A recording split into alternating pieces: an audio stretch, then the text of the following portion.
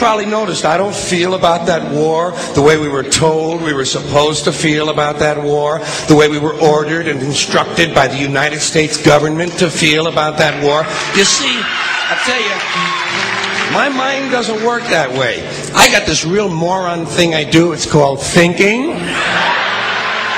And I'm not a very good American because I like to form my own opinions. I don't just roll over when I'm told to. Sad to say, most Americans just roll over on command. Not me. I have certain rules I live by. My first rule, I don't believe anything the government tells me. Nothing. Zero. Nope.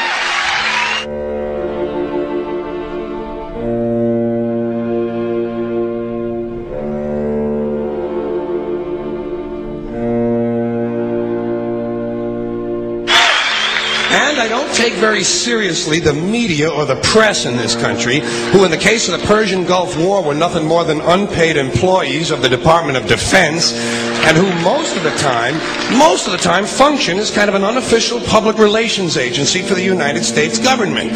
So I don't listen to them. I don't really believe in my country. And I gotta tell you folks, I don't get all choked up about yellow ribbons and American flags.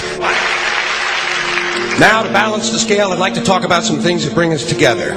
Things that point out our similarities instead of our differences. Because that's all you ever hear about in this country is our differences. That's all the media and the politicians are ever talking about, the things that separate us, things that make us different from one another. That's the way the ruling class operates in any society. They try to divide the rest of the people. They keep the lower and the middle classes fighting with each other so that they, the rich, can run off with all the fucking money. Fairly simple thing happens to work. If you know anything different, that's what they're going to talk about. Race, religion, ethnic and national background, jobs, income, education, social status, sexuality, anything you can do, keep us fighting with each other so that they can keep going to the bank.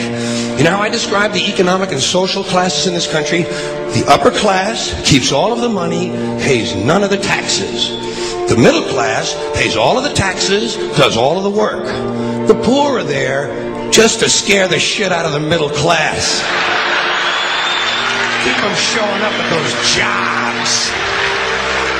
Politicians know that word. They use it on you. Politicians have traditionally hidden behind three things: the flag, the Bible, and children. No child left behind. No child left behind. Oh, really? Well, it wasn't long ago you were talking about giving kids a head start. Head start, left behind? Someone's losing fucking ground here. But there's a reason. There's a reason. There's a reason for this. There's a reason education sucks, and it's the same reason that it will never, ever, ever be fixed. It's never going to get any better. Don't look for it. Be happy with what you got. Because the owners of this country don't want that. I'm talking about the real owners now. The big, the wealthy, the real owners, the big wealthy business interests that control things and make all the important decisions. Forget the politicians. They're irrelevant. The politicians are put there to give you the idea that you have freedom of choice. You don't. You have no choice. You have owners. They own you. They own everything. They own all the important land. They own and control the corporations. They've long since bought and paid for the Senate, the Congress, the state houses, the city halls. They got the judges in their back pockets, and they own all the big all the big media companies. So they control just about all of the news and information you get to hear. They got you by the balls. They spend billions of dollars every year lobbying to get what they want. Well, we know what they want. They want more for themselves and less for everybody else. But I'll tell you what they don't want. They don't want a population of citizens capable of critical thinking. They don't want well-informed, well-educated people capable of critical thinking. They're not interested in that. That doesn't help them. That's against their interest. That's right. You know something?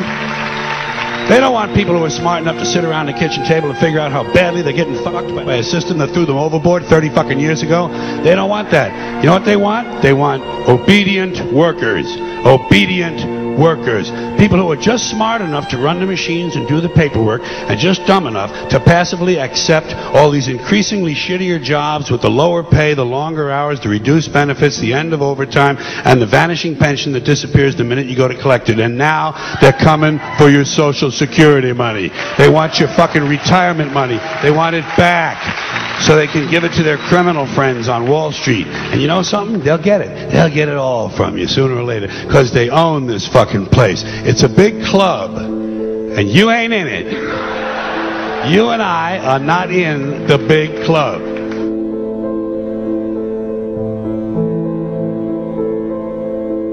The greatest form of control is where you think you're free when you're being fundamentally manipulated and dictated to.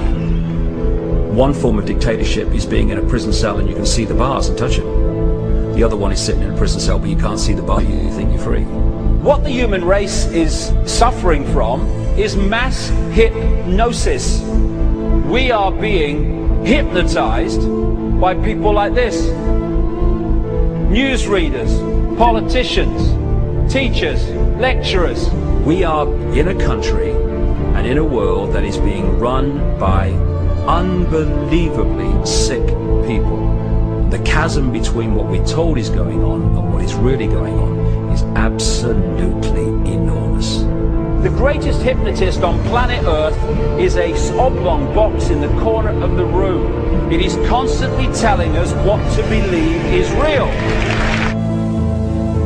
Historically, the control and manipulation of political opinion has been the Freemasons' main weapon in gaining control of countries and states.